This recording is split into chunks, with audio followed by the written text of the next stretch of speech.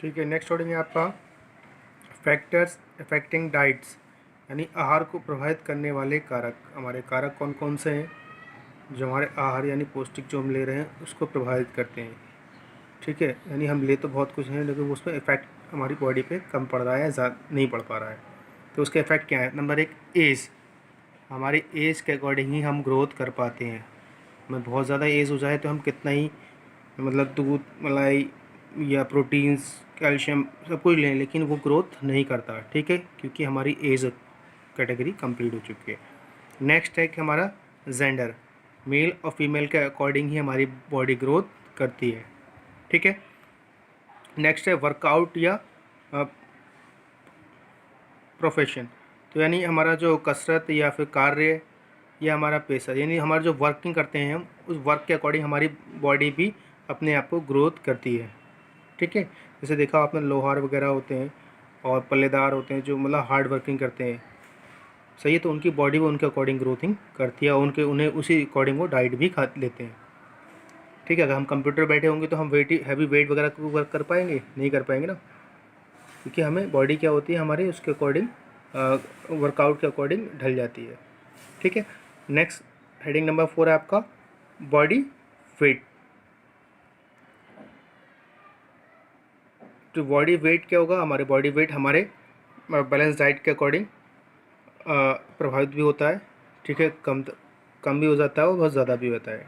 ठीक है, तो हमें बैलेंस डाइट लेनी चाहिए, तभी हम अपनी बॉडी को प्रॉपर वेट के अकॉर्डिंग रख पाएंगे। ठीक है,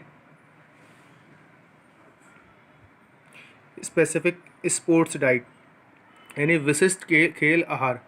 हम जब एक खिलाड़ी होते हैं उसको स्पेशली कुछ स्पेशल डाइट्स दी जाती हैं।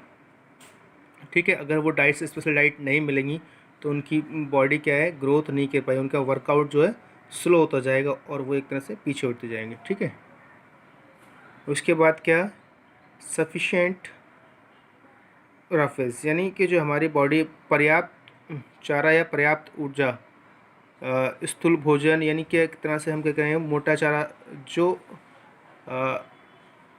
मोटे फाइबर्स वाला चारा से, जैसे कि नॉन वेज है, सोयाबीन, पनीर, ये क्या कहलाते हैं? ये सब मोटे चारे में आते हैं। चना। ठीक है, ओके, अब आते हैं हम प्रेग्नेंट और फीडिंग मदर, यानी जो हमारे प्रेग्नेंट लेडी होती हैं उनके लिए क्या होता है, बहुत बैलेंस डाइट दी जाती है। बहुत ज़्यादा हार्ड उनके पेट में दर्द कर जाएगा और बहुत ज़्यादा सॉफ्ट उनको ग्रोथ करने में मदद नहीं कर पाए, इसलिए उनको इतनी बैलेंस डाइट दी जाती है जिससे उनकी बॉडी और साथ में बेबी, छोटा बेबी का भी ग्रोथ हो सके। और फीडिंग मदर्स यानी जो हमारी दूध पिलाने वाली माता होती हैं जो छोटे बच्चे को दूध पिलाती हैं, तो उनको ऐसी डाइट दी जाती है जिससे उनकी बॉडी में मिल्क की मात्रा बढ़े, जिससे उनका बेबी जो है अच्छे से मिल्क को ऑब्जर्व कर सके। यानी हम लोग जैसे ग्रोथ किया, हमारी मदर्स ने हमें पिलाया है या आपको भी पिलाया सब लोगों को, तो उसके अकॉर्डिंग क्या होता है, उनको ऐसी डाइट दी जाती है। ठीक है, डाइट ड्यूरिंग हेल्थ प्रॉब्लम, यानी डाइट्स के अकॉर्डिंग हमारी स्वास्थ्य समस्या के दौरान जो आहार लिया जाता है, तो यानी हमें जो हम हेल्थ, अगर हमें मान लीजिए लूज मोशन हो गया है तो हम उसके अकॉर्डिंग ही डाइट लेंगे ना। हम मूंग की दाल खिचड़ी या दलिया, ठीक है, या दही, कुछ इस टाइप की चीज़ें खाएंगे, है ना। तो ये सब चीज़ें क्या है, हमारे स्वास्थ्य समस्याओं के दौरान दिया जाने वाला आहार है। ठीक है, इसके बाद है सीजनल फूड, यानी मौसमी भोजन या मौसमी खाना।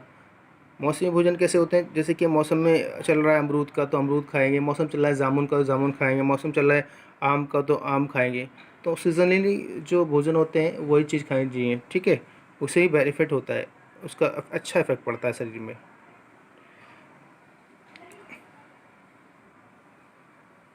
क्लाइमेटिक कंडीशंस, यानी कि जलवायु या मौसमी परिस्थितियाँ। ठीक है, क्लाइमेट क्या होता है, जो हमारे मौसमी जलवायु से रिलेटेड जो पदार्थ होते हैं हमें वो लेना चाहिए।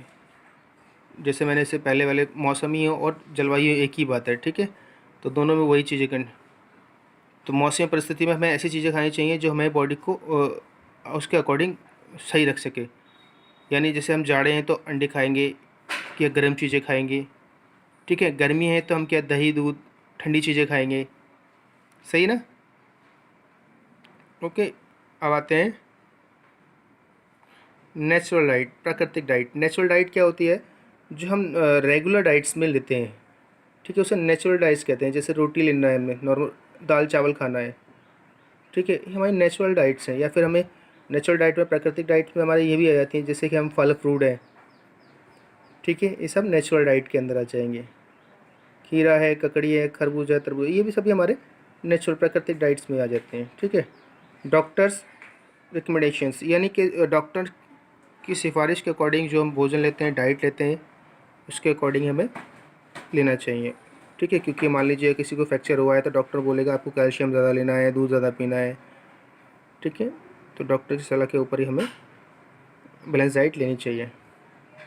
Eating habits and social customs, ठीक है, खाने की आदतें और उनका रीति रिवाज, यानी हमारे जो खाने की आदतें हैं और रीति रिवाज है उसका अकॉर्डिंग हमें रहना चाहिए।